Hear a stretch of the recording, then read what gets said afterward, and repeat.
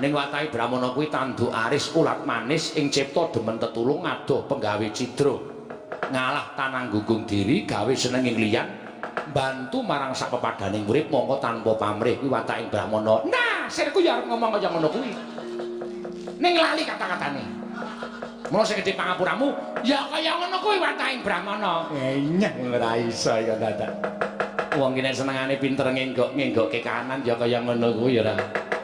Mula nek sampeyan arep gawe rusak ning wartawan Kembang Suri, Antasena sing ora trima. Lho kok sik Antasena? Aku ki sapa to? Aku kuwi bapakmu tegese aku ki mbahmu. Bapakmu wis wedi karo Begawan Durna. Bapakmu wis jincak karo Begawan Durna. Bapakmu wis gila karo Begawan Durna. Lah kok dadi kowe arep wani karo Begawan Durna? Bapak karo Antasena beda. Nek bapak wedi karo Begawan Durna, mergo Begawan Durna menehi ilmu karo bapak. Ning Antasena sithik wae urung tau entuk ilmu karo sampeyan. Mula nek sampeyan arep gawe geger pertapan Kembang Sore, gandeng aku cantrike Sabdawala. Cantrike Begawan Sabdawala, aku sing ora nrimakake. Nek nganti sampeyan gawe rusak pertapan Kembang Sore aja takon dosa. Antasena saguh babati Karasata Kurawa. Lho, yang ngono kok wani karo Begawan Durna sing tawedeni apamu? Ngendi? Pamane wong naker kadeden. Oh, ora minggat ngarepane Antasena. Jotosi nang kene. Hai!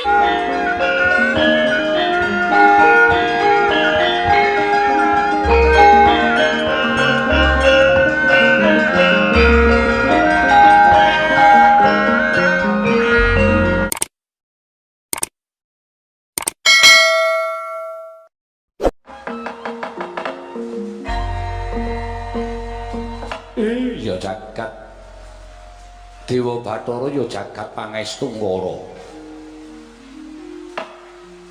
Ora ana babar pisan kok merucut saka pitunganing dina. Monggo aku lagi nglumpukke para cantrik manguyu jejanggan. Para abdi-abdi kinasihku, monggo pitunganku dina Setu kuwi mesti ora bakal udan. Iki kok malah gerji. Ning ora dadi sabab tumrap aku sing jeneng udan kuwi barokahe Hyang Mahanasa. Sing tak caketke muridku loro sing tak tresnani Anoman karo Antasena. Man padha kanthi harja sapraptamu ngadhep ana ing ngarsaning ingsun tansah pinaringaning kawidadan liring sambikala premremban. Mangya widodo sowan kula kepareng kula ngaturaken sembah sumenging pangabekti kula kunjuk penembahan ya tak tampa sesuk meneh nek arep sowan aku andukan ya man mriki ora klebus ngecepes kaya ngono munggah nang pendopo pangestuku tampanana kula pundi nggo jimat paripe dayanana ing kasantosan pangestu paduka sang penembahan amawa ana kabagyaning gesang kula Antasena padha harja sapraptamu pangestune Simbah Sabdawala slamet tekaku Mbah liring sambikala praptaku aku ngaturke sembahku katur ngersaning Simbah Sabdawala tak tampa gawe gedhening atiku ora liwat pangestuku tampanana ya Antasena kula pundi tak pundi ndadekake jimat paripe dayanana ing kasantosan prayogakna nggonmu ngadhep Antasena wis ora kurang kepenak praptaku ning ngersaning Simbah Sabdawala. Ha iki ngene jroning pepanggihan ana ing pendopo pertapan ing Kembang Sore iki apa to sababe dene aku nglumpukke sagung para cantrik manguyu jejanggan ing padha mangarsama ana ing ngarsaning Begawan Sabdawala mung loro sing tak caketake ya kuwi Anoman karo Antasena. Ora kok perkara aku kuwi pilih-pilih karo cantrik-cantrikku ana sing tak mban cindya ana sing tak mban siladan kuwi ora mengko ndak ora prayoga kedadiane ternyatane kabeh cantrik sing suwita marang Begawan Sabdawala kuwi tak padha kabeh tak timbang ora ana sing tak bedak-bedake ora ngomongake ing saka para kawula ora ngomongake ing para saka piyayi ana ing kene iki derajate padha ya kuwi padha-padha lisuwita marang Begawan Sabdawala inggih Pramban namung ngandadosaken kodheng raos sing manahipun ing abdipun Anoman sabab menapa kula dipun caketaken sowan kula ngersanipun Penembahan Sabdawala merga piranganing cantrik sing suwita marang Begawan Sabdawala sing turun piyayi luhur iki mung ana loro siji ya kuwi Anoman loro ya kuwi Antasena Sapa sing ora weruh Anoman kuwi gembong Mangliawan biyen senopati pengpengan jaman Prabu Rama Wijaya. Tau-tate mbedah negara ketemu karo Dewi Sinta. Anoman ki persasat jagat dengan kebrebeken marang jenenge Anoman kabeh padha ngundangake marang kaprawirane Senggana ya Anoman. Inggih. Menika rak namung crita. Aja ngono. Sing jeneng lelakon kuwi akonana. Merga nek selak karo lelakonmu tegese nggonmu netepi kewajibane urip kuwi durung sampurna. Mekaten Mremban. Ya. Dene angka loro Antasena. Sapa sing ora ngerti Antasena? Nadyan wong ndugal kewarisan nuwun sewu. Antasena kuwi wong putra piyayi ning ora ngerti tata krama, ora ngerti unggah-ungguh. Ning pancen dadi jati dirine Antasena iki kaya ngono kuwi. Nek ora kaya ngono dudu Antasena. Antasena kuwi anak Raden Werkudara. Raden Werkudara anak Prabu Pandhu. Sapa sing ora ngerti karo Prabu Pandhu? Nalindra mustikaning jagat. Sapa sing ora tepuk karo Prabu Pandhu? Mula Antasena kuwi wayah Prabu Pandhu tegese Antasena kuwi isih trah piyayi. Antasena karo Anoman kok do suwita karo Sabdawala. Sabdawala kuwi pendhita gunung. Aku ora duwe kawruh apa-apa, ngelmuku cethek. Kawruh weda ya ora tuntas, kawruh kebatinan aku ya ora iso. Ning kok do ketayalan tekan nereng-nerenging gunung kene, padha sita karo Sabdawala iki janjane sing tok goleki apa? Sing tok goleki apa aku tak takon. Yen Anoman butuhake kawruh kasekten, aku nyatane sak jeke urip ora tau perang. Tegese kawruh kasekten aku ora duwe. Yen Antasena kepengin kawruh babakan keperjuritan semono uga aku ya ora tau tate dadi perjurit. Mula nek kowe tekan kene iki janjane kowe kleru dalane. Aku ora duwe kawruh apa-apa, mongko racak-racake sing do swita karo Sabdakala kuwi ming para kawula sing pegaweane olah tetanen, piye carane nandur sing apik, tukule ya becik. Kuwi aku iso kandhan-kandhan ora ketang sithik. Ning sing swita karo aku kok pendhita karo satriya sing wis kondang kaluka. Iki mengko nek ana pitakonan saka kowe terus aku ora iso wangsulan, mongko dimirengke para cantrik semene akeh apa ora jeneng gawe kucem asmaning Begawan Sabdawala. Mula sadurunge kowe aku dadi muridku kanthi sah. Kowe tak takoni jane niatmu apa? Karepmu apa? Kowe swita karo Sabdawala. Nuwun sewu Pramban. Saking pangertosanipun ing abdipun Anoman lebet lan botenipun ngelmu sang pinandhita menika boten katandha cumandha ing pandhita menika kala wau. Nadyan jengandika sang Sabdawala menika mapan wonten ing Arga, mapan wonten ing pagunungan. Nanging tumrap kula inggih lan lebetipun ngelmu menika kok boten katandha papaning sang pinandhita. Mongko sareng kula tingali jebul nadyan jengandika menika sarwa sarwi kuciwa nuwun sewu raganipun nanging gembol ngelmu ingkang sakalangkung kathah. Ning kowe wis dadi pendhita, nadyan kula sampun dados pandhita mataun-taun menapa lepat kula tansah anggayuh puwing kawruh angudi undhake ngelmu.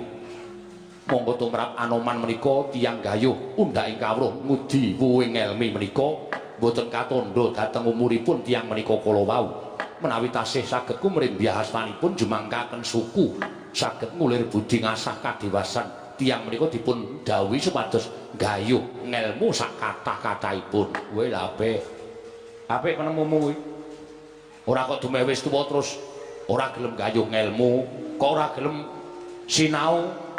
Wis tuwa ya arep ndi neh ora ya modal. Iki penemu sing ora apik. Ngono. Sing jeneng wong gayuh ngelmu kuwi pancen manut aja manut karo umur, ning manut karo kumrimbyahing tangan jumangkaing sikil. Nek tangan isih sentosa, sikil isih sentosa, pikiran isih iso nampa ngelmu, kenapa tidur? Kenapa tidak? Kenapa tidak? Kudu gayuh ngelmu. Inggih Pramban. Ya, tak tampa. Lah saiki Antasena apa? Niatku ora kok kepengin gayuh ngelmu, Mbak. Ning aku mung kepengin jembarake srawung. Monggo Penemban Sabdawala simbah kuwi srawunge akeh banget.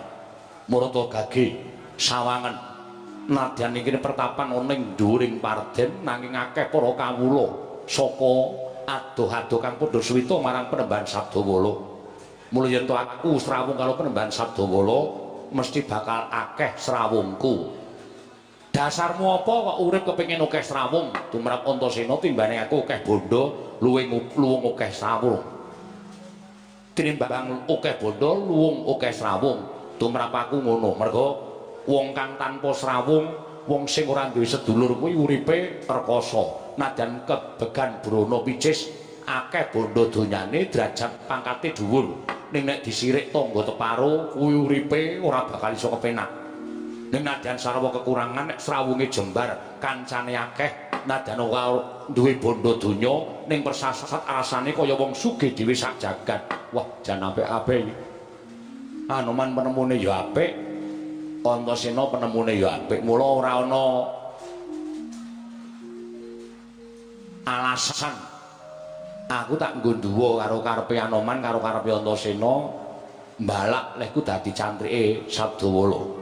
Menawi ngaten sowan kula dipun tampi iki lho Penembahan. Nek ngono sowanku ditampa, Mbah. Sowanene Anoman karo Antasena tak tampa minangka dadi cantrik ana ing pertapan Kembang Sore. Waduh, ngaturaken panuwun tanpa pepindhan. Dene Penembahan sampun keparengan nampi dhateng pasuwitan kula. Aku yo ngaturke panuwun, Mbah, dene Simbah wis kepareng nampa pasuwitanku. Kejaba saka kuwi syarat sranane wong ngawula kuwi aku tak takon apa. Kula mboten sangu brana picis, nanging sangu kapercayan. Kapercayanmu karo sapa? Kalian Penembahan. Kula mboten badhe selak menawi dipun utus wonten pundi kemawon tandha bektinipun sarana ngestu padha dawuhipun Sang Wiku Debya. Nadyan kula kadhawan minggah gunung jegur segara menawi Penembahan ingkang paring dawuh kula sendika ndederek. Nadyan aku mbok dawuhi mbok nggawa barang sing abot mlaku sing adoh aku ora bakal selak, Mbah. Waton Simbah Sabdawala sing paring dawuh aku bakal ngestu padha dawuhing Simbah Sabdawala. Kuwi mungguh ubayaning atiku Simbah Sabdawala. Handra ingkang puspitarum kasiliring samirana mrih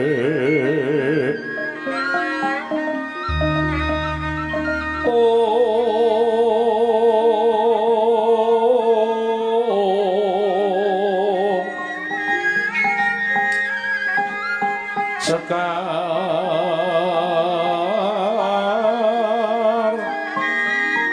kadung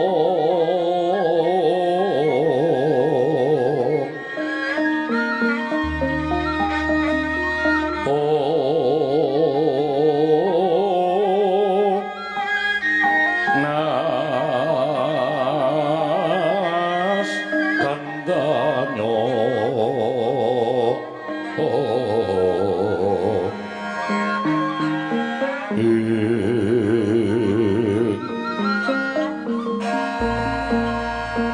maweh raras trenaning driya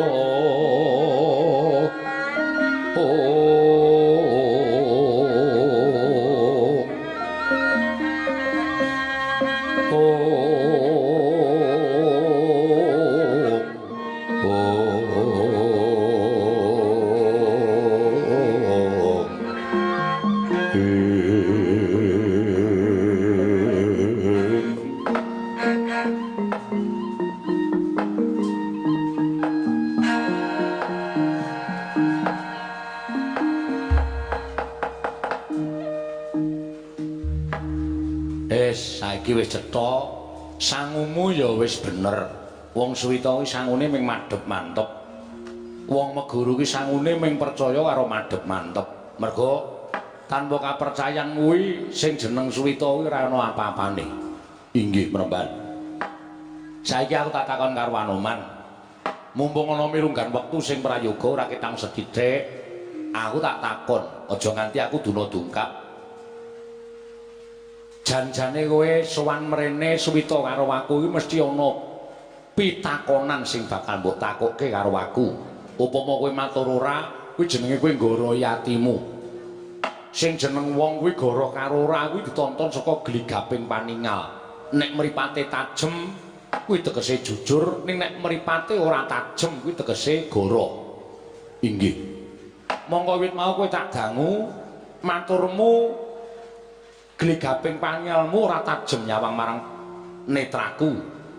Kowe jane duwe gegembolaning rasa ing bakal mbok suntak marang Sabdawala.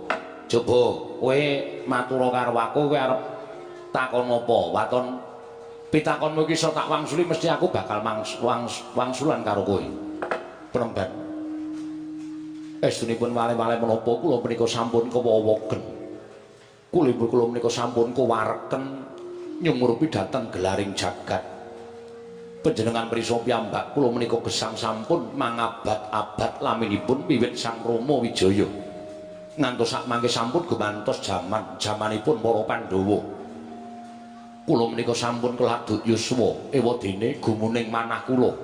Kula menika ketasih dipun paringi kasantosan dening panguwasane Gusti Ngakarya jagat. Nuwun sewu penemban. Menawi dipun keparengaken lajeng telas tulisipun Anoman menika benjang menapa lan pejah kula menika mangke mangsa kala menapa kula nyuwun dawuh saking paduka penemban. Wo lha kok abot. Pitakonmu kuwi nek tak wangsul iki njlomprongke awakku. Lho, sebabipun menapa? Aku ki mung pendhita lho, Man. Aku dudu malaikat. Nek kowe takon perkara pati urip karo Sabdawala kuwi padha karo nek aku wangsulan, kowe njlomprongke awakku, akeh wong sing mestani, lho kae Sabdawala kok ngerti pati uripe Anoman, apa Sabdawala kuwi ponakane sing gawe urip. Lah kuwi ning ngono kuwi bahayane ning ngono kuwi. Mula wong nek ditakoni karo wong nek arep menehi wangsulan kuwi dipetung mengko wangsulane kuwi menimbulkan pro kontra apa ora. Nek pancen ndadekake gegering para masyarakat kuwi ora perlu diwenehi wangsulan. Lah iki arep tak omah-omahi dhisik. Lek arep aku menehi wangsulan karo kowe arep tak omah-omahi dhisik. Saya aku tak takon karo kowe, kok kowe jele urip ki janjane nalare piye? Sampun kedangun anggen kula gesang. Kose wong lara, wong masuk angin kae nganti dadi jaluki tulung karo tangga teparo kon kerokan. Kuwi mung perkara kepengin waras. Iya ta? Iya. Ana wong lara nganti diplayokke ning rumah sakit, aja kok wong kok ra iso lara, rumah wae iso sakit.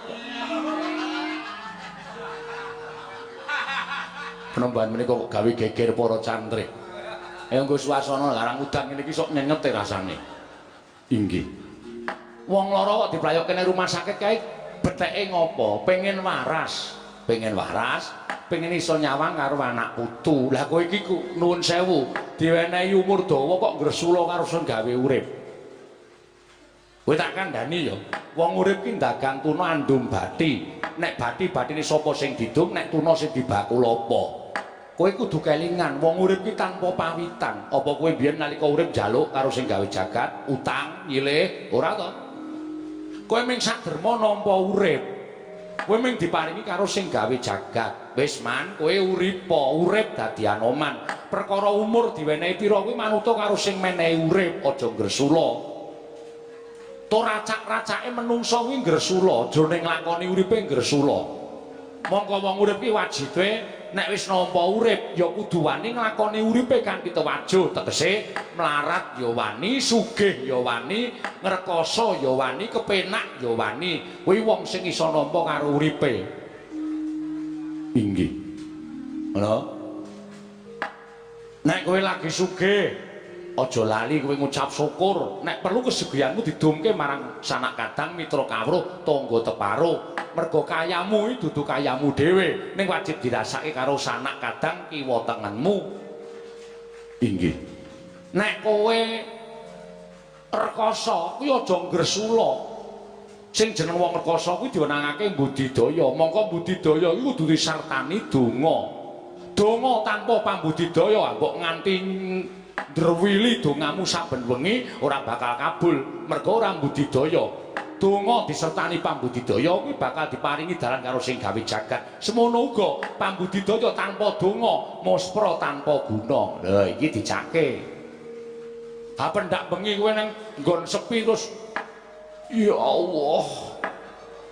Mongko ora budidaya, aku iki muspra tanpa guna. Ning nek kowe budidaya, aku pengen kaya ngene, aku budidaya, ngulir budi ngasah kadiwasan disertani donga. Gusti paring kanugrahan, nyo Anoman lancar rezekimu ngono. Mekaten iki lho Ra. Kuwi mau jenenge jejere wong urip. Mula wong urip iki aja sok gresula. Diparingi umur dawa matur nuwun, diparingi umur cendhek, pasrah karo sing gawe jagat. Ternyatane wong urip tanpa pawitan. Sak mangsa-mangsa dipundhut monggo. Sak mangsa-mangsa diparingi yuswa dawa, ya kuwi kudu ngucap alhamdulillah. Aja gagas pati. Pati ki sing duwe sing gawe jagat. Ngono. Kejaba lampu, pati uripe lampu ki nang PLN. Nek pati uripe menungsa ki sing gawe jagat. Inggih, penemban. Iya. Sing gawe jagat ki wis ngedhep saklar pirang-pirang kae. Saklare wong urip kuwi Tugiya, Jumadi lan sak piturut iki saklare ana. Ketoke isih tenguk-tenguk, ha iki wis wancine mati. Klik kowe arep lagi awaras awake glegek modar. Wong sing duwe urip wis ngersake kowe ora ana. Dadi ora usah dadak ngresula. Aja tok petung sesuk uripmu ki tekan jaman apa ora usah tok petung. Urip ki dilakoni kanthi tuwajo, ngisi jroning urip. Yen wis duwe anak, duwe bojo, goleke sandang pangan anak bojo. Yen duwe pakaryan, netepi pakaryane kanthi tuwajo, kanthi apik, kanthi becik. Syukur iso rampung pakaryane, rampung le ndarmake anak bojo sarta goleke dhuwit anak bojo, goleke rejeki anak bojo. Nek wis paripurna iso napake anak putu, wis rampung darmaning urip, sak mangsa-mangsa dipundhut wis lega. Inggih, mekaten ki Lurah. Matur sembah nuwun. Sampun lega menawi ngaten kula mboten dipun pikantukaken nyorwedekaken babagan gesang kula. Halah mbok pendhita sak jagat iki nek tok takoni mesti ora bakal iso wangsulan nek kowe takon sesuk uripmu tekan sok kapan. Mergo kuwi sing asta sing gawe urip. Mekaten. Oh inggih, matur sembah nuwun. Antasena arep takon apa? Nggone aku takon simbah duka. Ora. Aku wis 3 dina iki manjerangka ora tau metu, Mbah. Kula trondolo iki. Pendhita pengpengan nampuh ming takoni nomer. Aja sok tuku nomer, kowe iki satriya. Ora entuk, Mbah, ora entuk. Kuwi haram. Upama entuk rezeki sing karam. Ya.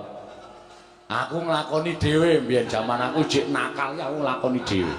Tak rewangi turun jaratan ming golek rong angka ya diwenehi apa diwedeni karo wong gedhe dhuwur lagar tak tembungi wonge muni aja sok tuku nomer aku madine mergo nomer mulih aku ora sida tuku lha iya kula aja sok kaya ngono wis pokoke aja sok tok lakoni sampeyan satriya nek satriya sik tak nyemprot walang sangit sih. Iki aku nganu ya trauma nek karo walang sangit iki nek liyane wae aku ora apa-apa. Iki anggere muni nemplok nang mripat ngono nguyuh. Pedhese ora jamak-jamak mula aku dendam. Aku anggere ketemu walang sangit ning dalan iki tanpa taliwara langsung tak uyuhi kok. Mbales rejeki nguyuhi mripatku. Oh iya, Mbah. Lah mula saka kuwi aku njaluk kanthi banget yen pancen panjenengan wis padha mantep suwita ning ngersaning Begawan Sabdawala ya wis anane lho ngelmuku perkara mengko kowe entuk-entukan apa ora nggonmu suwita mau gumantung karo madhep manteping rasamu nggonmu suwita mergo apa-apa kuwi nek tinambaran madhep mantep lan kapercayan mesti bakal entuk-entukan ning nek apa-apa kuwi nambaran ati ingkang ora mantep, ora madhep, tegese setengah-setengah. Nggonmu percaya karo Sabdawala ki apa iya, apa ora? Ya nek upama ora entuk apa-apa, aja ngluputke Sabdawala, Anoman karo kowe Antasena. Sigra-sigra yen perwana kanca Sikreng rakit nawang sesongko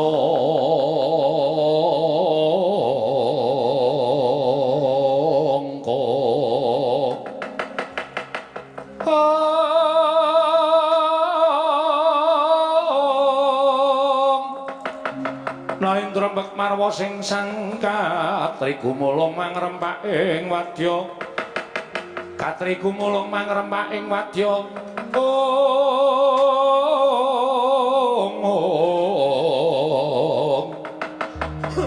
Kurda kura reka kiri-kiri Ro nanggono magawe gelari wang-wang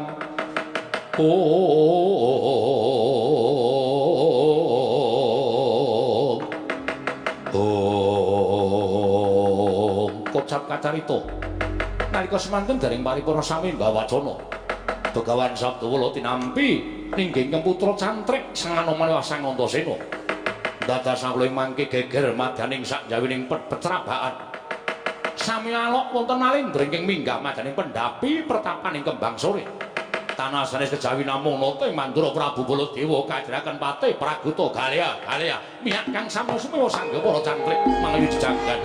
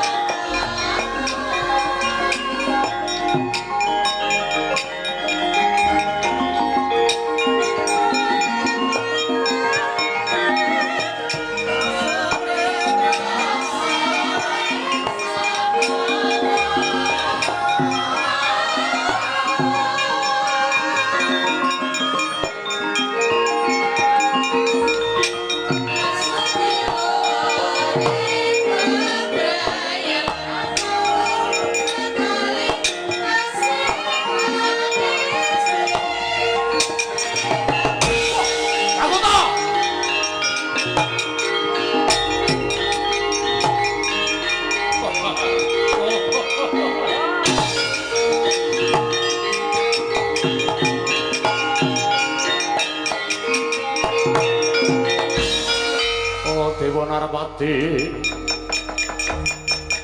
menggalani ro pamuk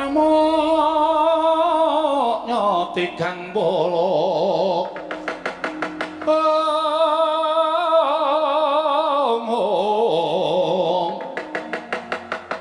kalanggung tresnani ro marang Diabanon Cinawi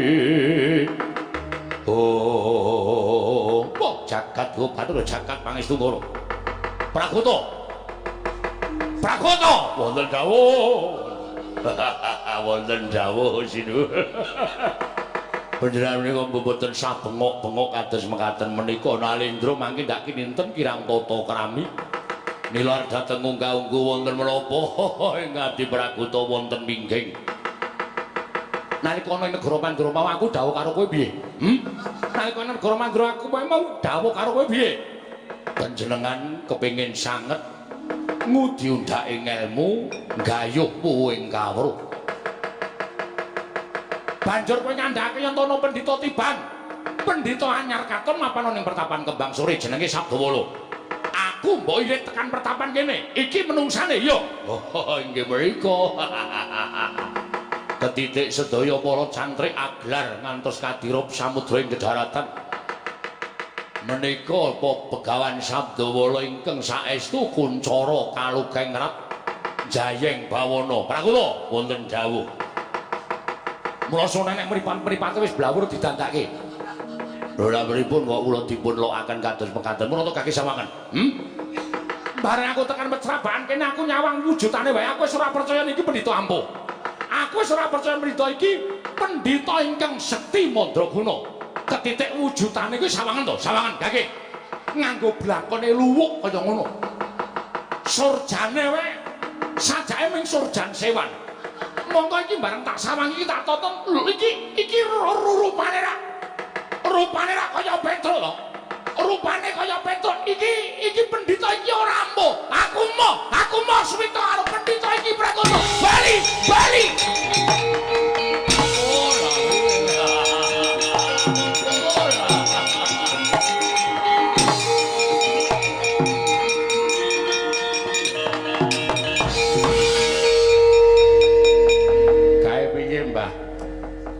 Sampeyan diunekke pendhita kok ikete luwuk. Mula sone iki dikumbah, Mbah kuwi isih ana letonge bareng. Ya aja ngece lho Antasena, arep kowe ngunekke kae kaya ngono kuwi. Aku kok rumangsa kaya dikilani dadaku karo ratu mau. Ora pangling kae Ratu Mandura Prabu Baladewa. Rekane arep Suwita karo aku ning sajake ora percaya karo wujudaning Begawan Sabdawala, ora ngenggone tembung Giri Lusi jalma tan kena kinira.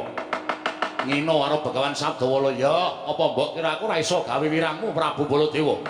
Kowe arep bali saka kene ora bakal iso metu saka wengkon pertapan Kembang Sore. Kowe bingung ora weruh kiblat mandi ucaping Begawan Sabdawala. Wah, iki priye iki?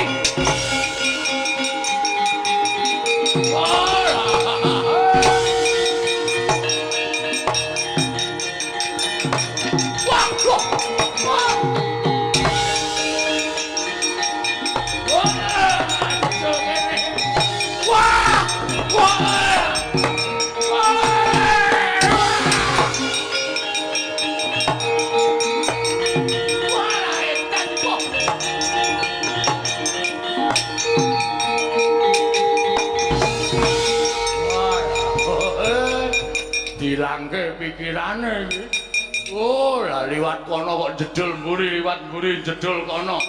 Monggo aku biasa liwat mburi iki ora jedul ngendi-ngendi. Oh, lah edan. Oh, pripun? Pitados mboten sampean aja sok ngino karo wong kaya ngoten. Nyatane kula karo sampean mlebu mriki ya slamet-slamet mawon bareng ngajeng bali ora weruh kiblat. Malah tubrukan kali kula barang. Wah, edan. Gugu karepe di panuswane jajaran sekertaning bawon iblis lanang. Arep bali ning Mandura kok digawe bingung aku. Kowe Begawan Sabdawala. Pancen bener sinuwun. Sampeyan sapa Prabu Baladewa? Lah. Lho apa ora ampuh? Takon kok wis disebut jenenge ora mboten ampuh. Mboten bakal kelakon. Aku ora bakal sulap nggon wis ngerti karo aku. Ora mokal ngerti karo aku. Aku Nalendra kondang kaluka kaluke ngrat. Jagat wis ngerti Waranata Mandura Prabu Baladewa. Mula ora aneh yen kowe wis ngerti karo Baladewa. Nuwun sewu to mbok sing sabar. Sampeyan mriki niki butuh napa? Sampeyan tekan niki butuh napa? Sirku arep Suwita karo pendhita sing ampuh. Lah tekan mriki niku sing dadi pendhita kula. Lah kok sampeyan moh Suwita karo kula niku janjane sing dituju sapa? Menengo. Nggih. Cerewet. Lek guyu ki mengko. Urung ana apa-apa wis guyu. Wong ciri-ciri wanci ora entuk guyu. Niku wis dadi ciri kula niku teng pundi-pundi guyu. Ra ndedet ya guyu. Ndedet ya guyu. Mula niku pragota niku nek mboten guyu dudu pragota. Aku ora sudi suwita karo kowe. Lho nek sampean ora sudi suwita karo aku kok sampean tekan kene iki arepe apa? Tekan kene karepe apa kula tak takon. Sirku arep suwita ning bareng weruh wujudanmu, aku sajake ora percaya ento kuwi pendhita ampuh. Ampuh karo orane pendhita niku aja disawang karo wujude. Ana wong tukang arit ning jebuna pinter niku ya pirang-pirang. Ana wong sing nganggo dasi, wong sing nganggo pecis, nganggo jas, ning malah ngrogoti bondo negara niku ya pirang-pirang. Nggih to? Dadi aja sok nyawang karo wonge, jujur karo orane wong niku aja disawang karo wujudane wong. Ngoten? Aja sok kulino sampeyan nyawang dumes sampeyan dadi ratu sing mbok sawang karo wong-wong sing sak derajat karo sampeyan. Niku ora bener. Kaya ngoten niku tumindak sing salah. Rasa dadak mejang kaya pendhita mulang kaya guru. Aku ora sudi mbok ulang, aku ora sudi mbok kandhani. Ya wis nek ora sudi dikandhani ora sudi diulang kok sampeyan mengri niku ajeng napa? Lah ya aku arep Suwita. Lah ya Suwita karo sapa? Karo Toya kowe. Bingung menan. Ah wis, mau dibuntet dalane saiki dibuntet pikirane. Karo Suwita karo sapa? Karo pendhita. Lah ya pendhita sapa? Ya pendhita sing tak marani. Lah sampean mriki niku marani pendhita sapa? Oh, Rataya. Cerewet cangkeme iki nggih nggih. Nggih. Ora wong bingung kok malah dunek-unek ki Rataya. Aku iki bingung. Lah nggih kula ya ngertos. Kula ya bingung dhewe. Aku arep Suwita karo pendhita. Lah nggih. Pendhitane sapa sing ngadengi Suwitani? Lah ya pendhita sing tak marani. Lah sampean marani sapa teng mriki? Niki omahe sapa? Lah ya omahmu. Tegese sampean marani kula. Lah iya. Lah Suwitane karo sapa? Lah iya lah kok sik. Pun ngomong mawon kalih sampean ngoten mawon. Aku ora percaya Prakuta. Ora percaya niku sampean wis ora iso ngendikan, ora iso bantah karo berita niku wis kalah. Nuwun sewu, nek ajeng Suwita niku gumantung karo madhep manteping ati. Nek sampeyan ajeng Suwita kali kula, monggo. Kula nampa kok. Kula nampa paswitaning sapa-sapa ora pilih kasih. Nek sampeyan sajake ora percaya kali kula, nggih mangwangsul mriku. Bali-bali piye? Aku ora weruh dalane. Ha peteng kok. Ngoten, peteng to dalane? Yo, peteng aku ora weruh. Merga saka sampeyan ling nyepelekke kula. Nek sampeyan ora nyepelekke kula dalane padhang. Ning gandeng sampeyan tekan riku ora durung tak bagekke, urung uluk salam karo aku, wis ngina karo Begawan Sabdawala. Mula sampeyan kuwalat karo omongan sampeyan dhewe, sampeyan kuwalat karo kula. Lho, aku kaya kok malati. Ampun wonten. Wonten ya iso malati. Prakuta kowe minggat tak jejeki raimu. Ya ampun wonten wonten jeneng pati kok njur sampeyan niku mentala kali kula. Pun saniki mboten sah kakehan gunung tanpa guna. Panjenengan kula aturi nyuwun ngapura karo Begawan Sabdawala. Nek panjenengan nyuwun ngapura, panjenengan badhe pikantuk margi supados wangsul wonten ing kundur wonten ing negari Mandura. Piye? Panjenengan nyuwun ngapura, ora sudi aku njaluk ngapura karo pendhita gunung kaya ngene. Ah, panjenengan senengane sombong kaya ngoten. Panjenengan senengane terus ngendhak karo wong liya. Oh nyatane ya ampuh tenan. Antane ya digdaya tenan kok. Nyatane ya ora iso gawe sono sampeyan bali utawa kundur ke negara Mandura niku pendhita ampuh. Yen pancen ampuh saiki aku tak nyoba karo pendhita iki. Yen pancen digdaya saiki aku tak nyoba karo pendhita iki. Yen pancen ngerti, mara coba sebutno garwaku iki sapa? Mulai iki jajal karo aku ta. Iya. Jajal. Oh, nambah nek kebedhek malah kewirangan. Lho ora apa-apa. Tak nggo jajal, nggo Suwita karo pendhita iki. Oh nggih. Garwaku sapa? Garwa panjenengan niku Dewi Orawati saking negari Mandaraka putrane Prabu Salyapati. Bener napa mboten? Wedyan. Bener. Ngeyel kok. Titianku wujude apa? Gajah. Ana pira? Wonten kalih. Lho, ana loro apa wae? Kyai Puspadenta karo Kyai Yudaketi. Ana loro. Pusakaku ana pira? Wonten loro. Apa? Kyai Nenggala kaya Kyai Alugara. Putra sampeyan Raden Wisata. Negara sampeyan negara Mandura, bapak sampeyan Prabu Basudewa. Eyang sampeyan Prabu Kunti Boja. Sampeyan nika turasing Prabu Rama Wijaya. Nggih napa mboten? Walah dalah. Ampuh tenan iki Prabu. Wah.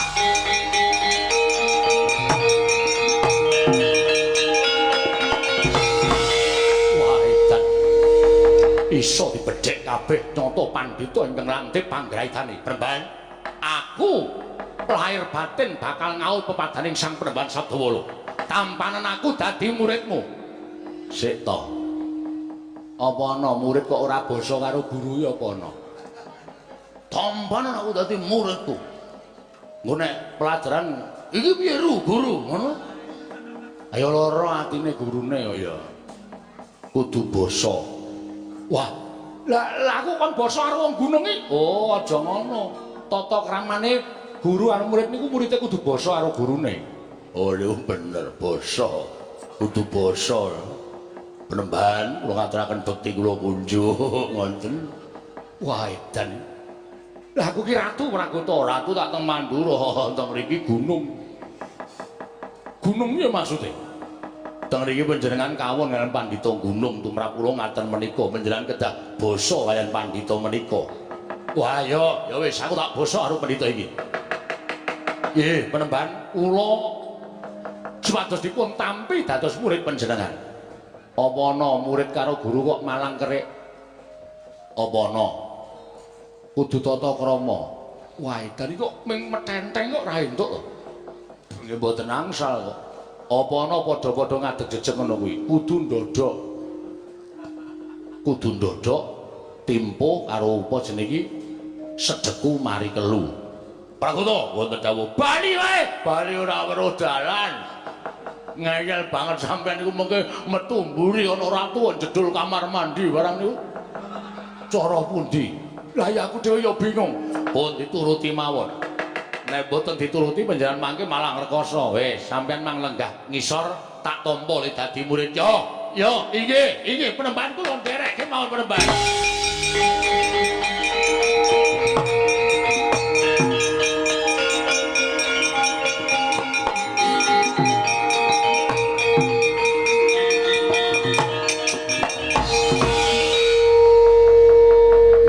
Bekti kula kunjuk penembahan. Nah, niki tegese pancen ngaku aku yen aku iki gurumu tenan. Lho nggih penembahan kula nyuwun pangapunten. Ya ora dadi ngopo Prabu Baladewa. Wis madhep-mantep dadi siswaku sampun. Sangune wong meguru madhep-mantep kuwi kapitadosan. Patih Pragoto meguru ora. Oh nggih. Bos kula meguru kok kula mboten niku. Malah rekoso urip kula. Sangune wong meguru werni-werni pecel lele. Lan sak piturutipun madhep mantep lan kapercayaan nggih. Maksud kula nggih kapercayaan lele niku wae. Percaya karo guru ya wis tak tampa kabeh. Gandeng iki gaweane Begawan Sabdawala kuwi pirang-pirang. Mula kudu sak tundha sak bile-bile tegese kudu adil. Iki Prabu Baladewa tak suwun lenggah eneng mburi dhisik kono nang pertapan. Kae masyarakat sing padha antri arep golek tombo, arep golek jamu karo aku lan duwe lara sing kepengin mari kae ben mbok sowan mboko siji, tak wenehane tombo, tak wenehane jamu supaya uripe kepenak, supaya larane ilang. Lho iki ngestaken dawuh. Sinuwun Mandura Prati Pragoto lenggah ana ing pepingkeran dhisik. Oh nggih, ngestaken dawuh penembahan Sabdawala. Nggih, ngestaken dawuh.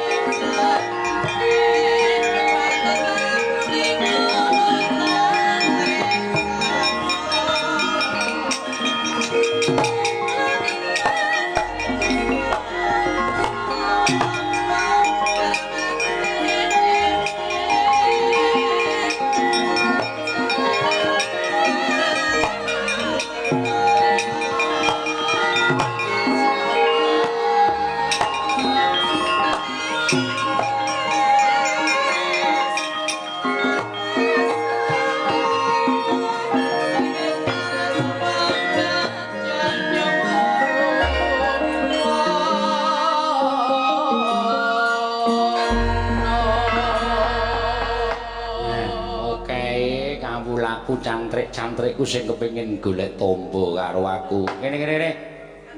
Urut mboko siji kabeh bakal panyuwune tak udaneni. Waton iso aku menehi tombo, waton aku iso menehi jamu sing duwe loro muga iso dadi waras. Sing duwe perkara muga iso dadi tuntas. Sing arep dhewe iki sapa? Nami pasang Kalimantabe, kula pun abdi panjenengan Penembahan. Masyarakat kiwa tengan kene. Inggih. Saka endi? Pedusan. Oh. Jenengmu? Kula pun Mawadah. Mawadah. Inggih. Ha sing mburi kuwi kula nuwun sewu Penembahan. Kula pun Jumar. Oh. Iki kok kaya sandangane kembar. Nyuwun pangapunten, menika bojo kula. Lho. Bojomu inggih, ora Mawadah iki umure pira? Kula 3 dasa gangsal. Ha Jumar 7 dasa. Ngarmodar kok aneh-aneh Mar. Lah terus wigatine kula menika nyuwun pangapunten Penembahan badhe nyuwun syarat srana kula menika sampun nglampahi bebrayan pinten-pinten taun nanging dereng dipun paringi momongan. Oh, lah si Jumar iki iso ngene ora?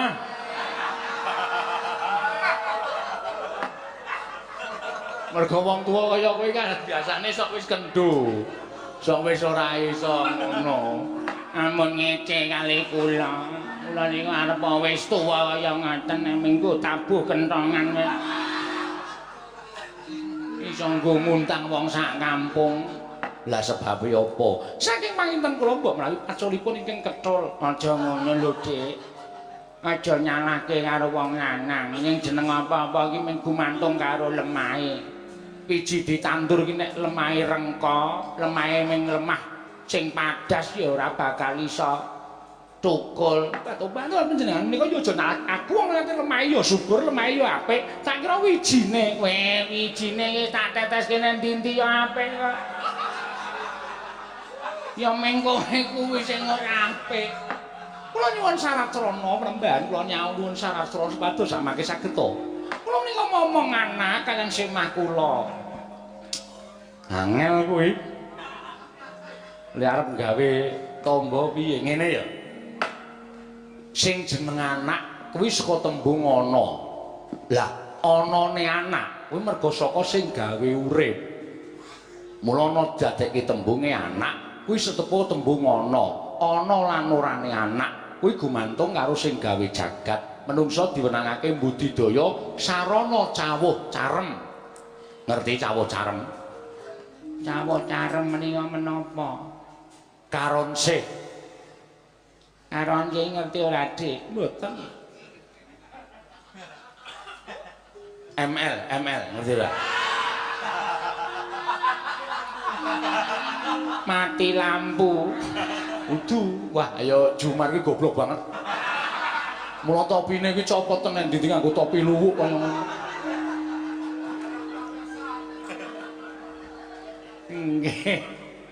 Nggih, lah terus jenenge ngene lho, Sarsmi kuwi kridaning priya lan wanita. Kaya sing jeneng Kumbang, sing goleki sarining puspita, mbrengeng si Kumbang goleki dununging sari.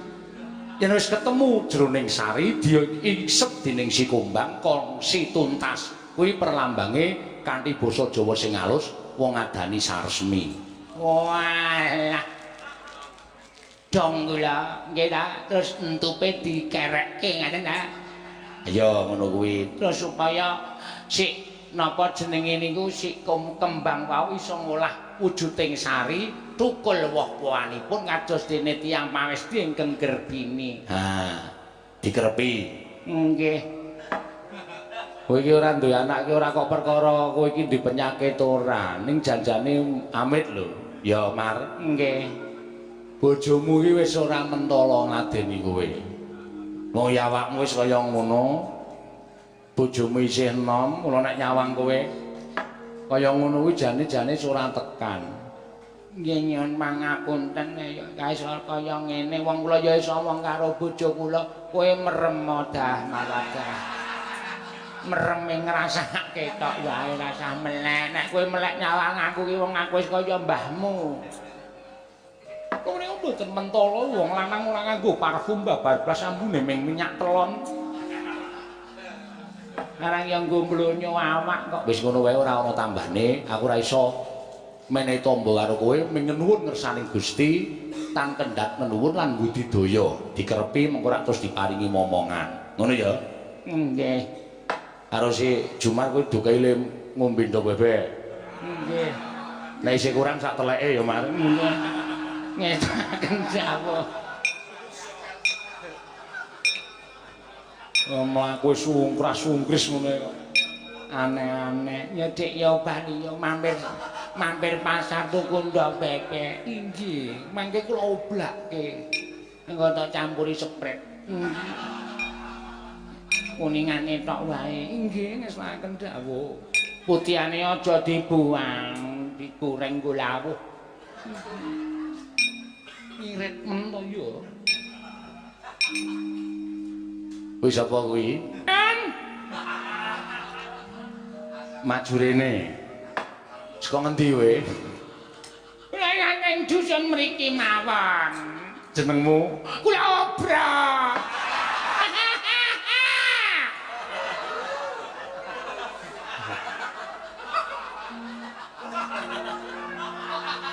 Rumangsaku kok kiwa tengenku ki wonge lucu-lucu. Iso marai gawake umur. Langke. Lah iya. Kowe kok le nyawang kaya ora pener-pener iki kok blawur piye? Radi mboten cetha. Oh, ya syukur. Lah ngopo? Ajeng nambahke mripat kula niki. Kula niku nek dilurui sok ora semaur mergo wong sing nglurui ora ketara. Lah sebabe Riyen dak cilik niki bathuk kula ketancep tonggak. oh, Dadi kula niku nyawa sambungan. iya iya. Ya iso ora apa-apa, ndar mripate kepengin mari. Nggih. Tuku wortel di blender terus diombe. Wortel ki ana vitamin A. Vitamin A ki iso nggo tamba mata. Oh, ngaten ya. Sedinten ping pinten? Ping 3 esuk awan sore, 4 kilo sak ombenan. Niku nambani mata napa ajeng mencret? Kowe dikandani ngeyel wis ana gen bali kono kalau RC-ne diserah kono. RC kaya plangkringan bebek ngono diku ngalor ngidul. Katresnan kula mangke ampun nyatur mekaten penemban wong sing numbaske bensin nggih nyok pencing nengan. Lah iya wis kono. Kono bali kono. Nggih, wortel.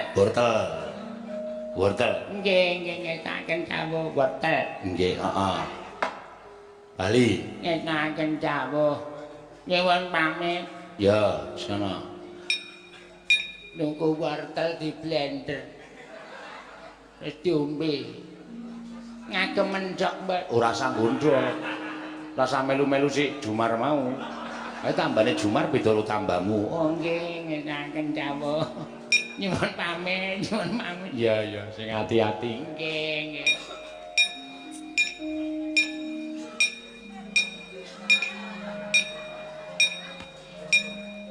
Kula nuwun menembang. Kowe kok kaya tau weruh aku. Sak liraman ning dalan wates. Kula ingkang sadhe salah. Oh. Pak Man-man ngono kae to. Nggih, nggih. Dasipun ae lan penbane sadasipun lan kesuwan penbane nang basi. Lan nyuwun tambus pados samang ngene. Kena omongan ora cetha to, Man? Aku nek nemoni kowe nganti bunek. Ketok iki akeh kata-katane ning metune mung sithik. Dadi Sadasipun lan sedene sampun samang kanca-kanca pengrawit pados samang ngene tondo tangan sing. iya, iya. Lah masalahe apa? Lha namung kepengin sepados. Engko sithik meneng. Lah menika supados anggen kula sadhe salak menika supados saged laris tinimbang anu sing bakul jejer-jejer kula.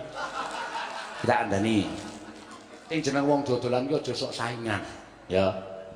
Terus kowe nggunakake cara saingan kowe nebar bab sing elek ning tangga-tangga mulih dodol kuwi terus bonamu laris dhewe.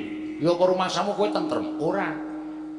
Kowe bakal dijubriyani karo kanca-kanca tangga-tangga tanggamu sing dodol. Lho, kae nggone sik mangkae kok laris dhewe kae nggunakake pesugihan apa, nggunakake dukun ngendi, mesti malah do dirasani. Anut karo titahing Gusti, ngono. Manut utawa nrimo ing panduming rejeki lagi semene ya ditampa. Ngucap syukur ngersani Gusti, panduming rejeki sedina sesuk semene ya kudu ditampa. Aja sok ngresula. Wong ki nampa wanane. Mekaten. Iya. Aja sok duwe cara kepengin ngasorake sing. Aku ki pendhita ki ya nek tok pikir pendhita-pendhita liyane iki ya akeh. Nek aku ora pengen bersaing, wong kaya ngono kuwi duwe pelanggan dhewe-dhewe kok. Ya, isi. Piye muni piye kowe? Inji. Ayo wis ngono. Wis bali rasa dadak werna-werna. Lah sing duwe sakit sing Suan-suan mangke muni wis padha sile wis.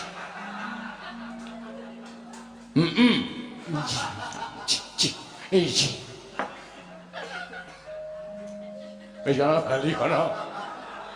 Ya kula betakaken salak. Ya, ya. Kagem pengen betakaken salak kadang.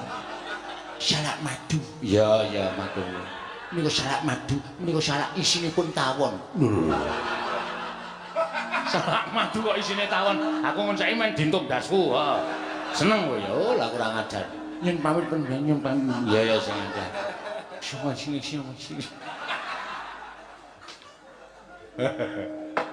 Aku iki lemu banget sapa kuwi maju kene.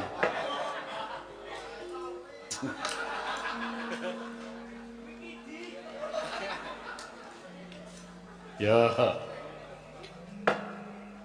Arep ngopo? Cepya. Cilaka iki. Aku ketemu iki sajake arep tombo njaluk tombole bisu kuwi. Wah ya. Ada bakal.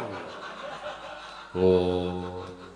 Terus pada dalam pecoloboa. Apa cepet lo? Oh, pengen ngomong.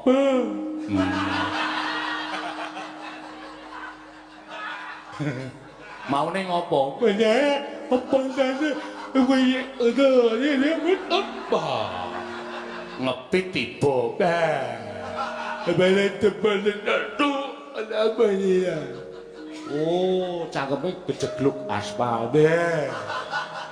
Sarape cangkem kena. Wah, sepirang sasi. Itu. Pitu. Pitung sasi. Pitu.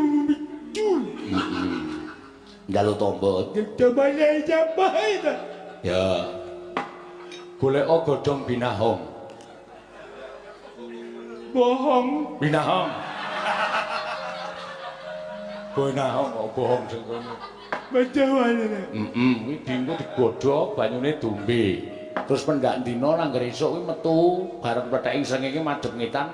Lambemu iki tok obah-obahke karo ajar nyuwara, ora suwe-suwe iso omong. Padahal. Ya. Ada bali saya malah mendapat jalan cemai. Iya kuwi. Ada bayar ada dapat. Ada badan. Oh, badan. Oh, bojone njaluk pisah. Badan. Ya kowe bisu ya bojomu ya ora iso ngladeni kowe. Nek iso omong kowe njero bojomu terus meneh. Badan. Bojomu jere sapa? Atiwi. Oh. Sapa Atiwi? Prastiwi. Ngene. Wis nek manut aku nek dhek njaluk pisah-pisahan wae. Kowe rekoso duwe bojo pati. Lah dawae. Ada hati tele, hati malabu. Malabu. Wis kono bali kono. Wis bali terus kuwi dicakke ya. Aja lali senam. Padha. Aja lali senan. Wis mangkat to, Mas. Iya. Rumah aku kalau aku wangun banget dari wong bisu ya. Rasa-rasake kok karakterku ki iso nyemplung apa wae. Wis bali ya. Bedane dapat jalan kucinya. Iya, iya. Ada mana itu? Betul itu. Ya, ya wis ora apa. Obat obat. Itu lebat. Apa? Itu lebat. Jaluk sang obat. Dah. Lu mau lho, jamu wis tak nehi jamu kok njaluk obat. Cobain bantuan. Obat-obatan. Obat-obat. Obat telepat, apa diletak itu mah? Oh, supaya Prastiwi ra sida pisan. Gimana cebel, ada apa dalanya? Ada nama tutur Oh, gelis. Sebetulnya itu. Jangan tak paringi.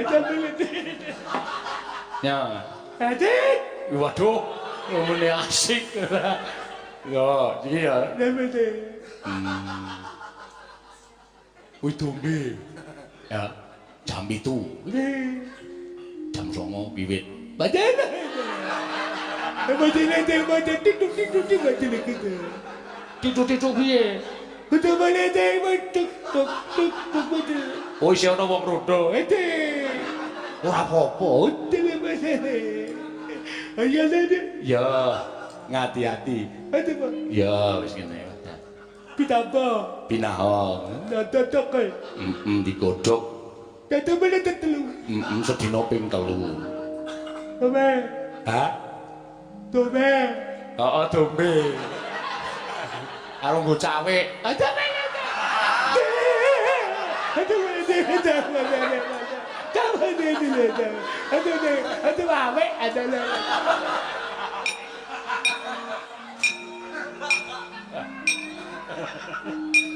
Iki lho sing marai umurku dawa iki ngene iki. Wih, sing terakhir ki sapa kuwi?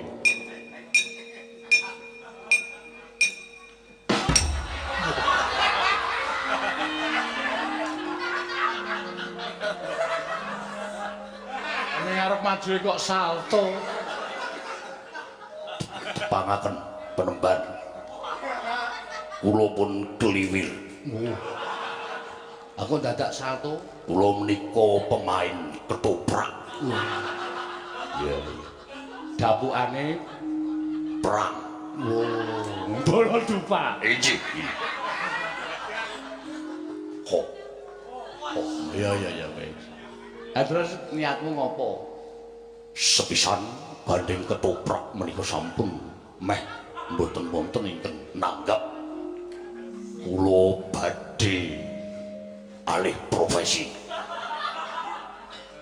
Ya kowe saiki salih profesi apa?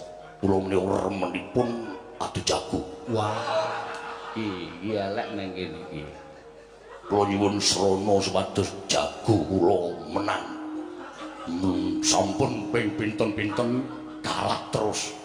Aku ora gandeng ngene syarat wong adu jago aku moh.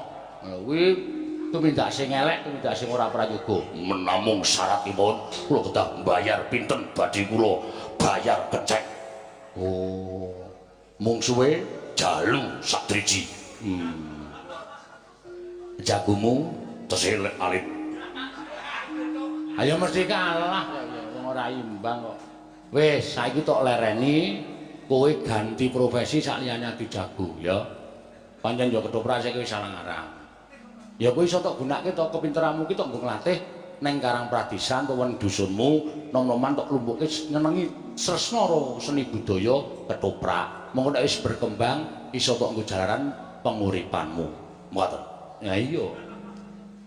Menapa prayogi nem-neman ngen kula latih ketoprak mangke menawi pentas kula buka utuk. Lho. Aku ya elek meneh. Ora entuk kuwi dosa kabeh. Nek entuk dhuwit kuwi ora bakal iso nggunakake apa-apa karam. Oh iki ngestakaken. Nuwun pamit. Ya wis ngono.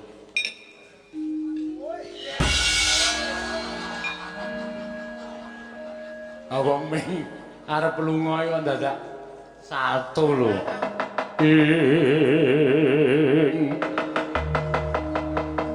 lampahing rata tanpa antara prateng sukuning arga ram kang tumingal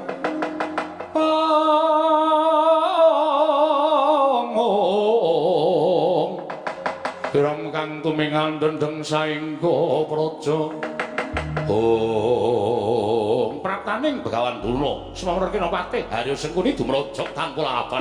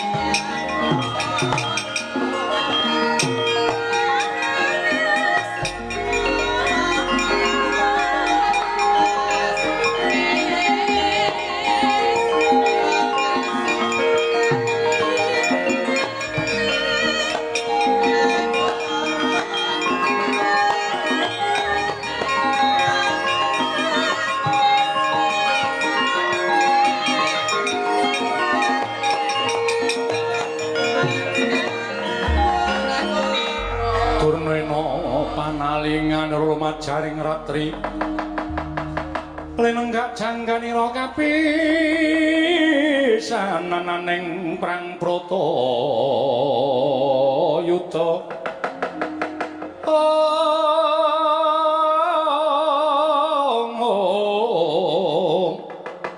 aneng prang Bratayuda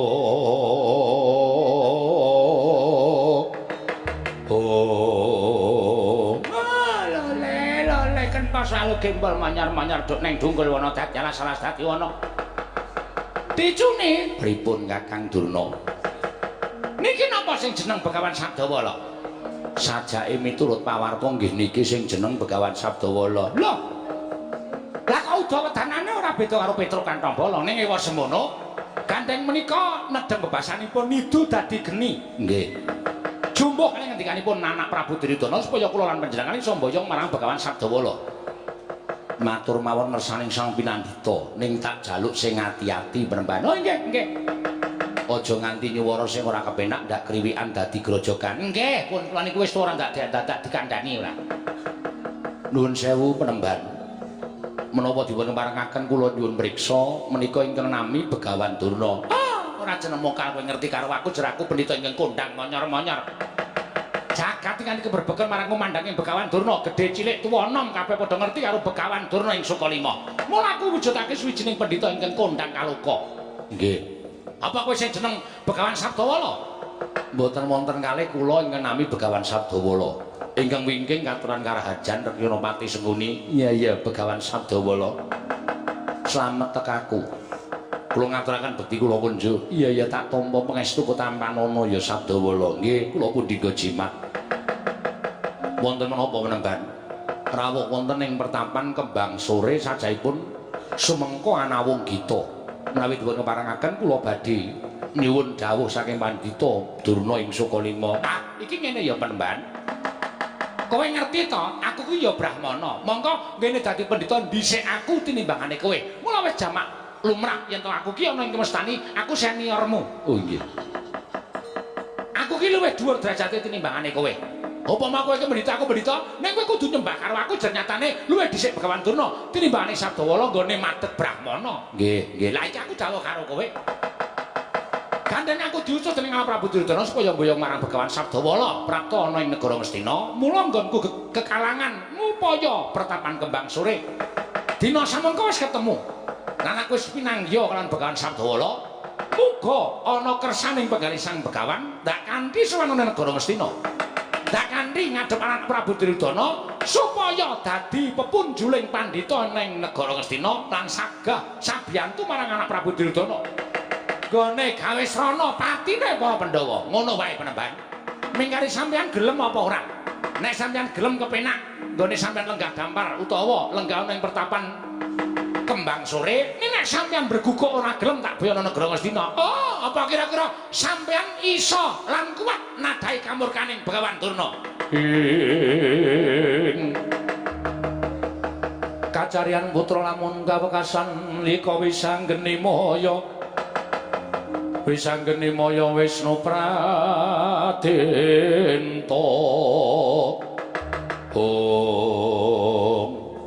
Mbah. Loh. Iki kaya Antasena? Heeh. Lura pirsa wae kuwi mau lungguh ning burine Begawan Sabdawala. Lah kok dadi kowe nang kene Antasena? Wis sawetara aku suwita karo Begawan Sabdawala, Mbah. Oh, kleru dalane kowe, kesuru dalan buntu. Lah kok dadi kowe suwita karo Sabdawala kuwi sing tak goleki apa? Ngelmu apa? Ngelmu ngawu gawar ngawur, ngelmu nagur, ora ana gunane kowe suwita karo Sabdawala. Kowe kuwi anake Werkudara, bapakmu wae suwita karo aku entuk ngelmu pirang-pirang. Lah kok kowe ora duwe rasa ceceke ngantimu kepengin suwita karo Begawan Durna? Nek kowe gelem suwita karo aku, ngelmumu tanpa beda kaya ngelmune bapakmu. Lah kok malah kowe suwita karo wong gunung, suwita karo pendhita desa kaya ngono kuwi. Sing tak gayuh apa? Sing tak goleki apa? Upama kowe entuk ngelmu, kowe paling entuk ilmu lenggok sunder. Ada? Lek lu. Telek nang alu. Ngelmu kaya ngono kuwi ngelmu cepete tak kandhani. Kalima kali nang dhuwur omah. Utawa talang nek udan kula traca. Ngelmu apa kaya ngono kuwi aku tak takon coba.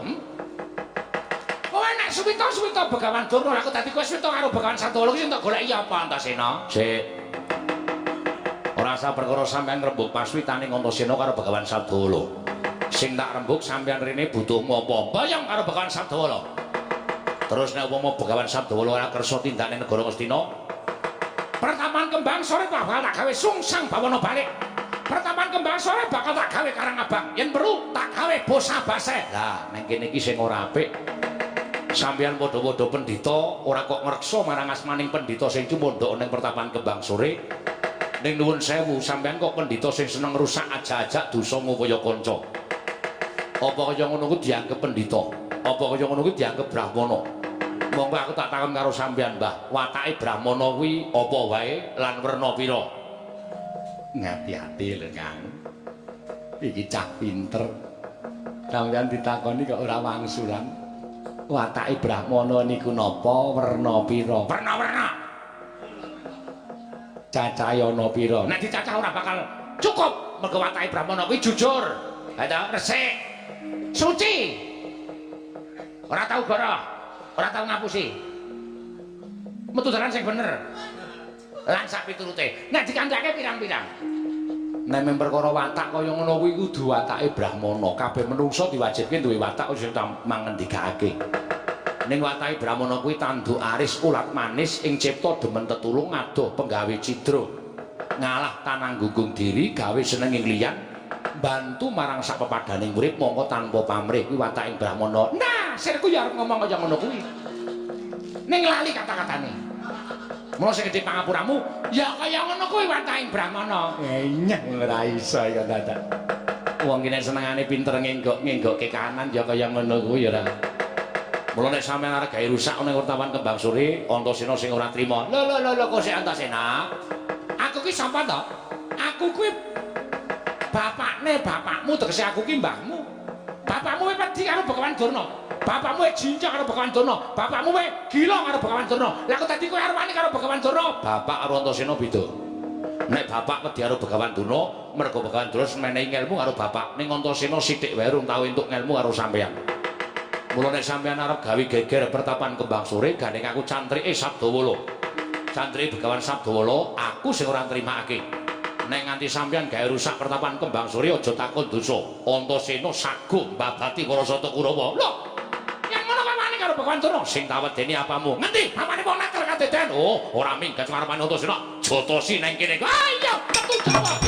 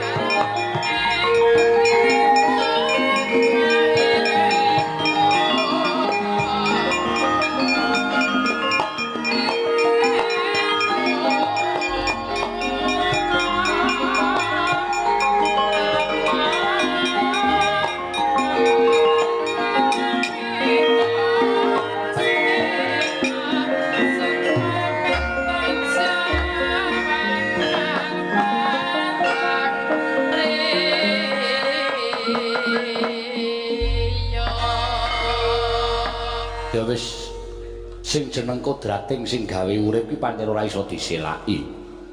Neng endi ning katentreman, ning kono mesti eneng wong-wong sing kepengin ngrubuhake tentrasa tentrem sing mapan ning pertapan Kembang Sore. Iya, Mbah. Mula Antasena cancut Taliwondo mawa kowe seneng. Aku ora pengin pertapan kuwi kelepetan dedosaning para Sata Kurawa undurna ya, Le. Niki. Ngestaken dawuh, nadyan kula ugi parengaken munduraken para Sata Kurawa. Anoman wis tuwa ning aku percaya marang kadideanku tak pasrahi perkara iki. Lho iki ngestaken dawuh. Babar wisan bubarna kang padha seba, para cantrik bubarake Begawan Sabda arep manjing jroning pertapan iki sajake wis ngancik tengah. Beduk tengange wis manjing ya kuwi wanci luhur. Aku arep nglakoni manembah ngersaning Gusti sik. Yo, Mbah.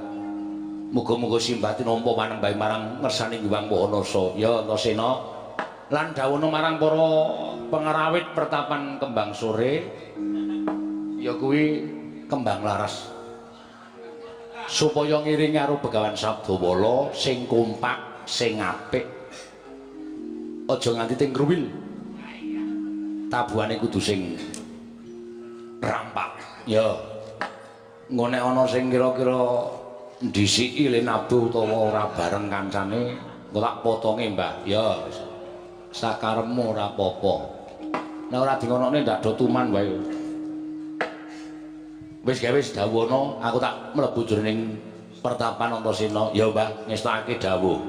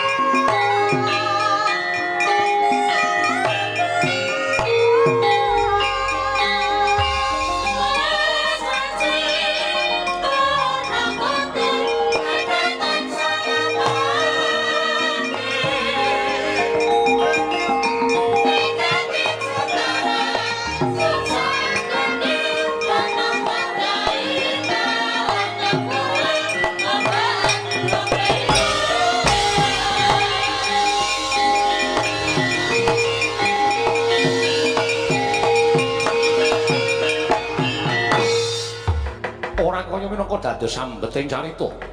Nalika semanten Begawan Durnapati Harya Sengkila Majar saking pertapan Kembang Sore. Estining manah arsa ngadhep Sang Hyang Bathara Kala ingkang wis duta supados anidra marang Begawan Sabdawala.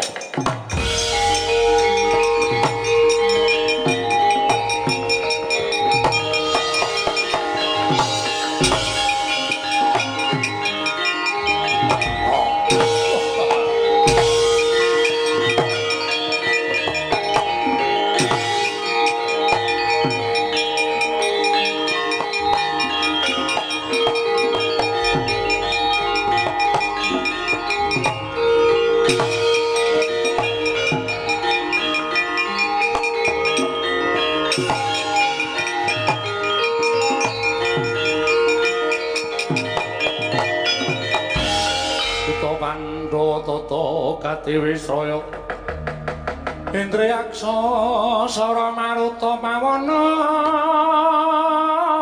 Bana Margana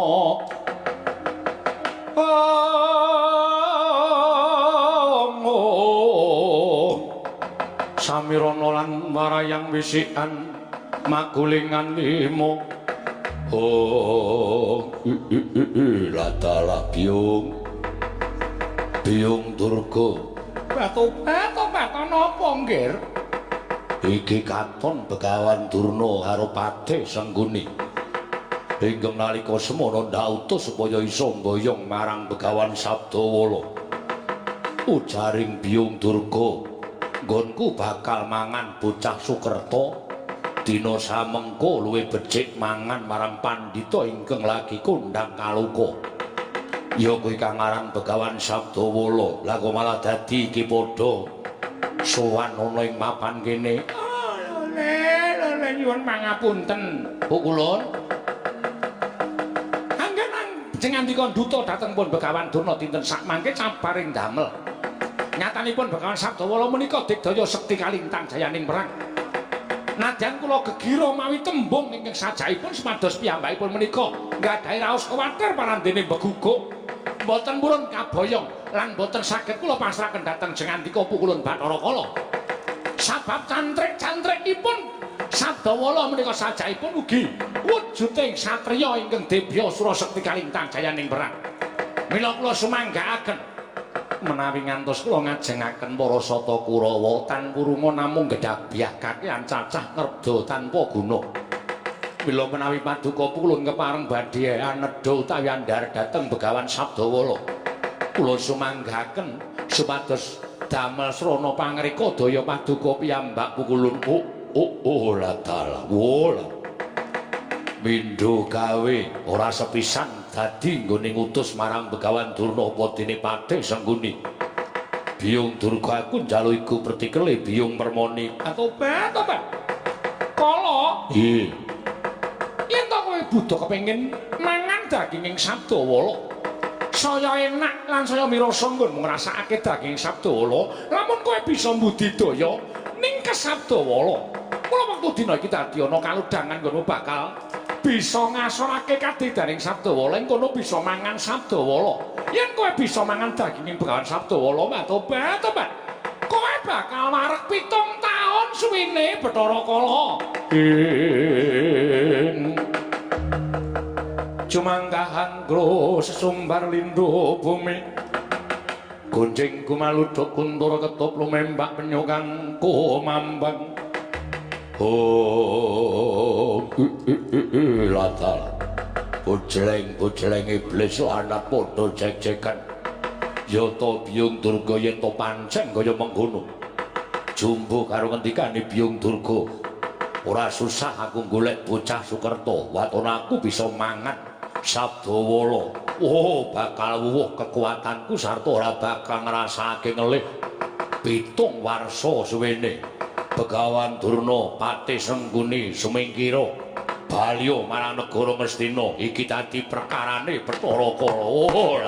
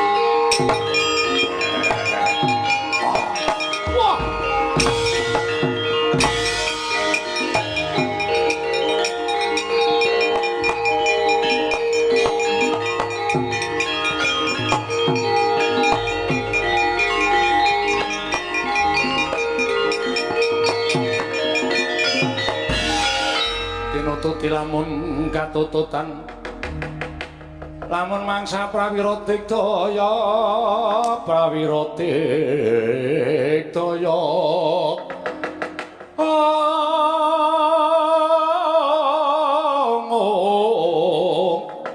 Runanggono magawe gelari rawang-wang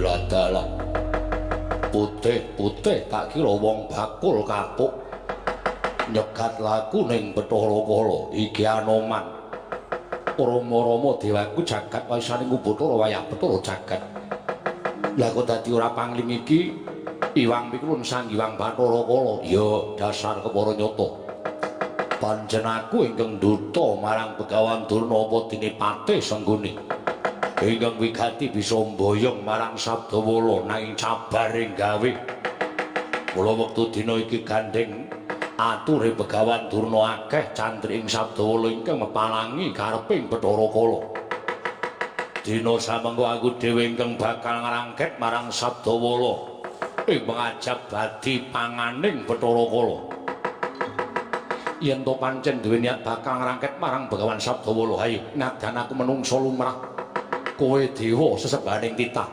nanging dewa ingkang watak angkara budi candala mara cobanen isa nglangkai bathange Anoman kelakon boyong Sabdawala untal marang barat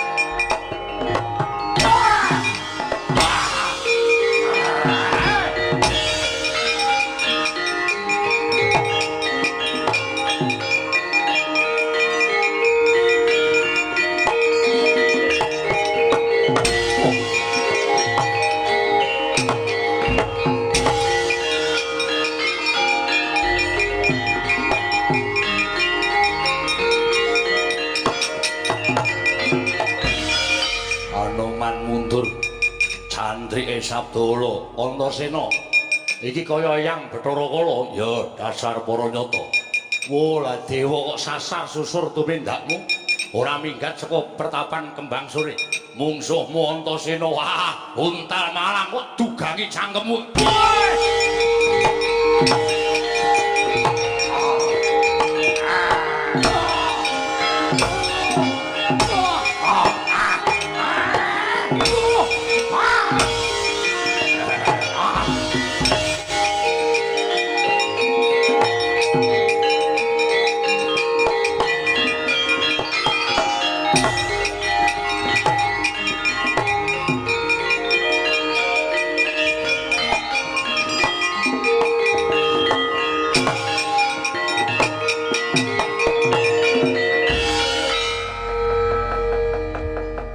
Antasena kok mundur mlebu pertapan ketiwasan Mbak sing ngersake simbah kuwi dudu Siwa Ngastina nanging Begawan Durna karo Pati Sengkuni mau kongkonane Bathara Kala mbuh wigatine apa Siwa Mayangkara mundur aku methuke dicokot huluku nganti krasa panas ora iso nglawat digetak Kuntalti Batuh iki nek ora Simbah Sabdawala sing nandhangi ora bakal ampuh mundur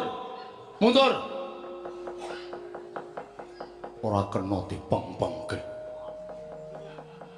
sore mau kaya yak-yak ombareng ketemu Bathara Kala kok kalah mundur Simbawani arep men kaya ngene nek nganti kalah karo Bathara Kala meguru 20 taun karo Bathara Kala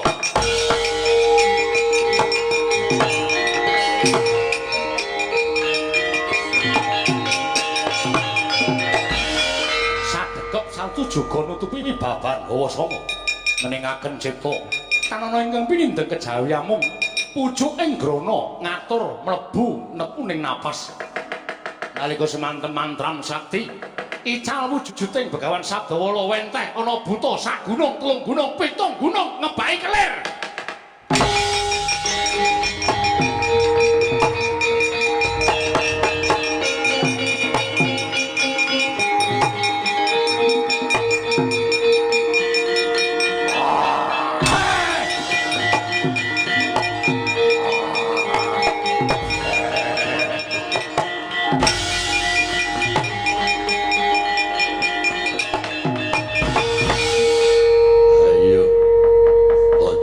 beda karo Sabdawala uthik-uthik macan turu mbeda singa barung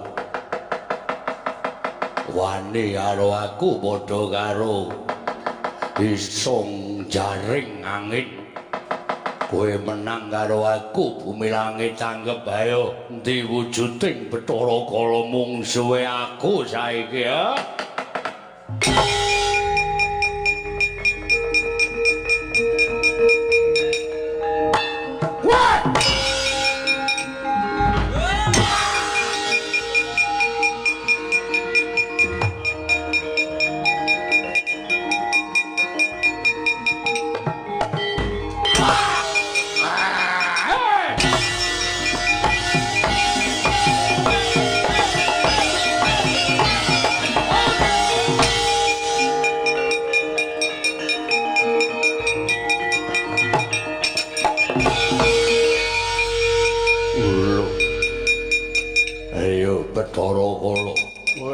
iki sapa iki Sabdawala ya kowe mungsuh aku arep njaluk mati cara piye kalah karo kowe wirang bebarang ayo gage ketokno kasutriyanmu ha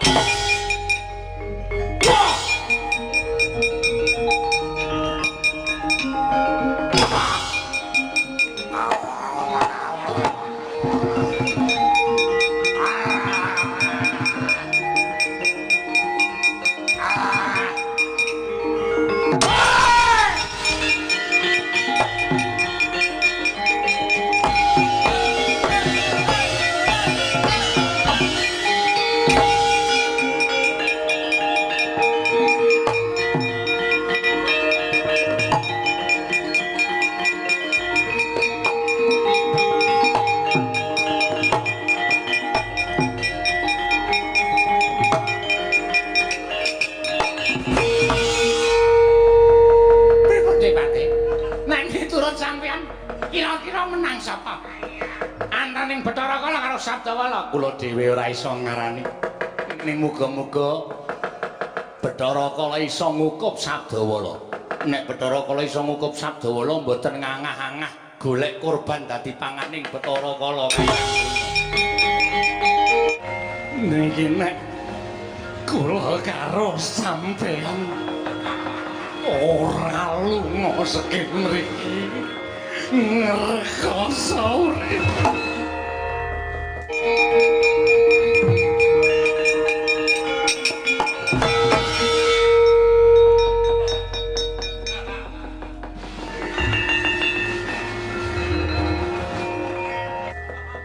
Depate, ada apa sih? Kok ngoplok? Oh, nggugu karepe dhewe. Pripun enten napa, Depate? Enten napa ora usah dadak kuwatir. Kana wong ngedeke gepura ning kene ra ngomong.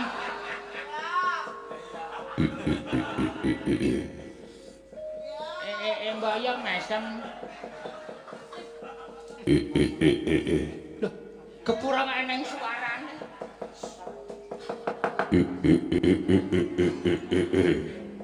Begawan Durna. Begawan Durna. Kowe sing dadi tok sumbering perkara iki. Ora minggal untal malang kowe.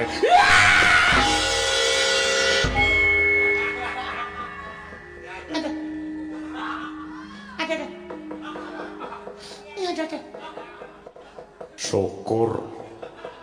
Syukur gundulmu atas kuwi. Panjenengan wong mlayu nabrak. Uwit kok disyukurke. Ayo sing dadi tok sumbering kowe. Ora minggal idak dadi 8. Aja mati aku cepat.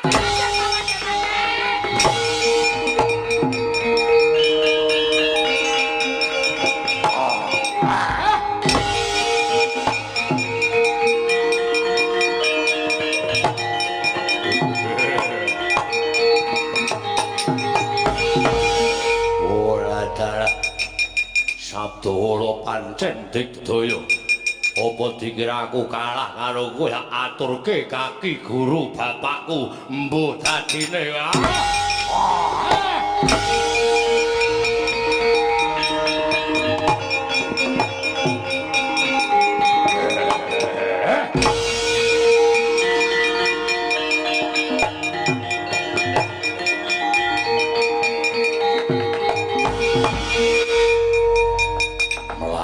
Padha wedi karo aku. Mongso iso menang mungsuh aku, ayo kowe arep ngandhake sapa lak ajangi jembar nang kene ya.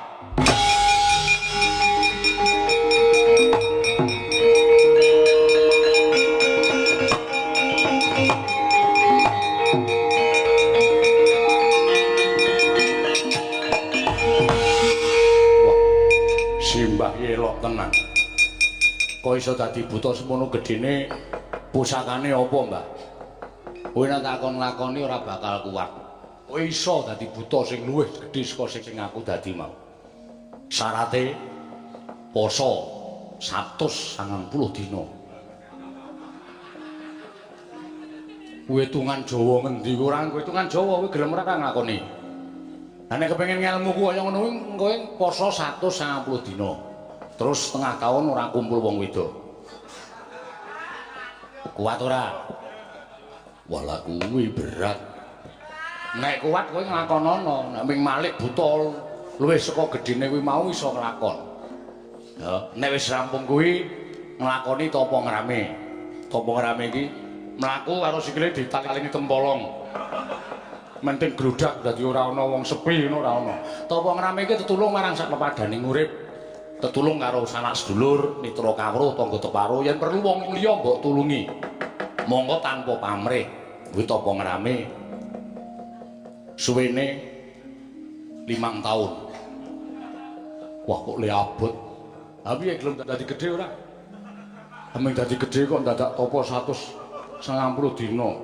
Ampun ning apotek iso dadi gedhe. Oh, lah cah edan ora. Wis ora usah dadak dirembug Antasena ayo.